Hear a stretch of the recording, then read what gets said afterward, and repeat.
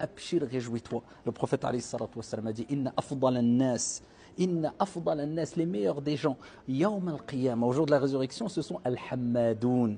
Ce sont des gens comme toi, Inch'Allah ta'ala, ceux qui multiplient la parole Alhamdulillah, louange à Allah. Ils remercient Allah parce qu'ils savent que tout vient d'Allah subhanahu wa ta'ala. Et ils savent qu'à travers leur épreuve, l'épreuve que tu vis toi, au niveau de ta santé, tes proches, ta famille ou peu importe, eh bien Allah t'a préservé d'une plus grande épreuve parce que tu ne peux pas y échapper. L'épreuve que tu as, c'est une sagesse. Parmi les sagesses qu'il y a derrière les épreuves, c'est que peut-être sûrement Allah t'a évité une plus grande épreuve. Pourquoi? Allah Azza wa Jalla a dit La yukallifu Allahu nafsan illa wus'aha. Allah ne donne pas à une âme une charge au-dessus de sa capacité. Donc Dieu a choisi une épreuve qui te correspond et proportionnelle à ton degré de foi et à tes capacités à surmonter les épreuves. Donc tu peux surmonter les épreuves. Remets-toi en Allah subhanahu wa ta'ala et fais résonner de jour comme de nuit cette parole dans ton cœur, dans ta poitrine, dans ton esprit. La tahzan inna Allaha ma'ak. Ne t'attriste pas, ne sois pas triste, surtout pas. Shaitan aime voir les serviteurs d'Allah tristes et Allah n'aime pas voir ses serviteurs tristes. La tahzan,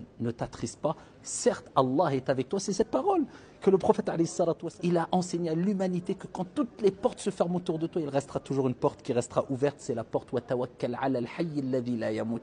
Et place ta confiance en le vivant qui ne meurt jamais. Si tu frappes à la bonne porte, wallahi wa rabbil Kaaba, Allah subhanahu wa ta'ala t'ouvrira sa porte. Allah descendra ses miséricordes et al-barakat, ses bénédictions sur toi et fera dissiper tes soucis et tes tristesses. Et n'oublie jamais, inna nasra ma'a sabr, le secours, la délivrance, elle vient avec la patience. Wasbir wa ma sabruka illa billah. Et patiente. Mais n'oublie pas, Allah nous rappelle que tu ne peux patienter qu'avec l'aide et l'assistance d'Allah. Donc demande à Allah, Ya Allah, assiste-moi. Ya Allah, permets-moi d'être ferme et de surmonter cette épreuve comme tu le souhaites, Ya Rab. Amma, éviter l'épreuve quand elle est là, tu vas perdre ton temps, tu vas te lamenter et tu ne cesseras de répéter, mais si j'avais fait, si j'avais dit.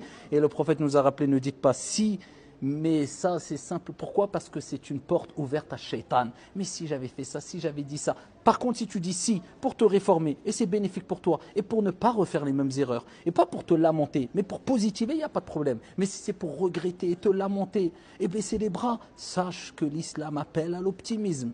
Sache qu'il n'y a aucune épreuve qui ne sera au-dessus de ta capacité. Et sache que toute épreuve qui t'arrive, comme le prophète alayhi salatu wassalam a dit, c'est une purification et une expiation des péchés. Comme a dit le prophète alayhi salatu wassalam, lorsqu'Allah aime un peuple, lorsqu'Allah aime des gens, eh bien il les éprouve. Si tu es éprouvé, c'est qu'Allah a pensé à toi. Si tu es éprouvé, c'est qu'Allah veut te purifier. Si tu es éprouvé, c'est que tu peux surmonter cette épreuve. Si tu es éprouvé, c'est qu'Allah Azza wa Jal veut te voir dans son vaste paradis si tu patientes.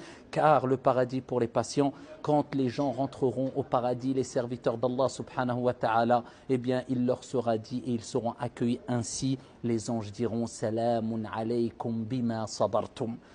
Que la paix soit sur vous, le salut soit sur vous pour la patience que vous avez eue.